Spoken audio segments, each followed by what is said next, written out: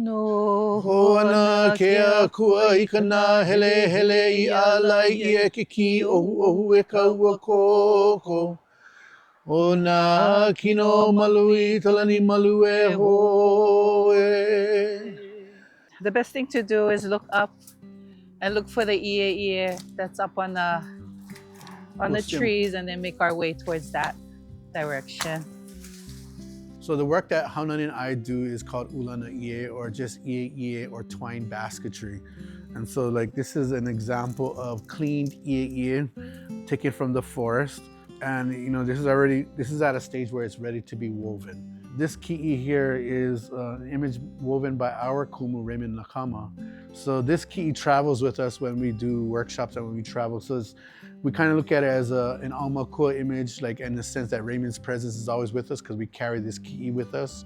When we think of Hawaiian traditional arts, or some people use the word practice, it's always connected to Aina, because all our resources come from the land. I mean, if you don't have the natural resource, you can't continue the art. It's one thing to teach an art class or a workshop, but to raise up weavers.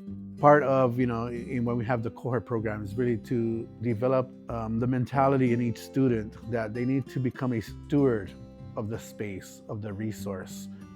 So what we like to do when we come to these spaces, because it's been a while since the last time we were here, we try to prune the space, try to get rid of cut down some of this invasive, just to allow the ie to either crawl out or give it a chance to try to find a way to redirect it back to the tree so it can actually climb and dig into the soft bark of the eucalyptus tree here.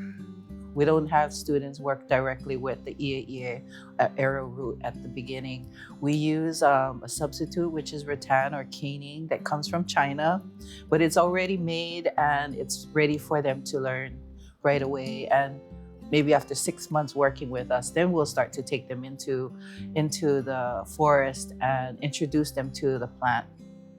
This is the ie, and these here are the ma'ave. These are the rootlets that we cut.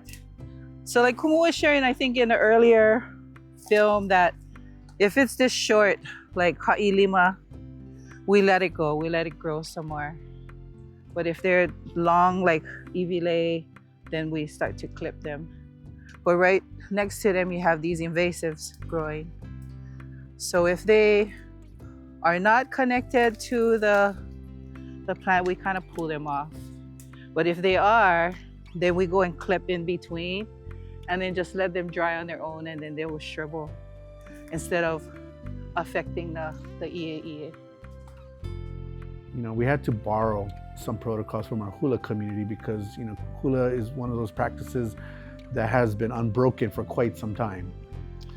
Ie weaving, well, has contemporary ie weaving has only been around maybe 40 years. 40 years.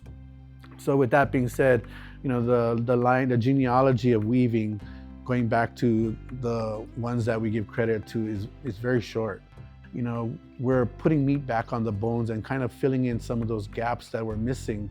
Those things were not documented. They didn't go and see the weavers and say, oh, how do you process this? What do you do when you do this? What do you do when you gather your ie? So a lot of those are blanks. We have to fill in the blanks. So that maybe 100 years from now, long after we're gone, that we leave behind a record, so to speak, for the next generation. And although it may not be exactly what our ancestors did 300 years ago, 100 years from now, they're gonna say, well, this is how weaving was done in the 21st century. It's a kako kind of effort. It's not just Haunani and I, and we're gonna champion and take care of the entire forest ourselves. That's just not possible, and that's part of the reason why we embarked on this journey to increase the number of weavers and practitioners who see value in what we're doing and share that same kind of mindset.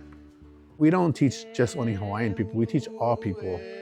Because with weaving especially, our philosophy has always been, and we've shared with everyone that we have taught, that basketry is universal.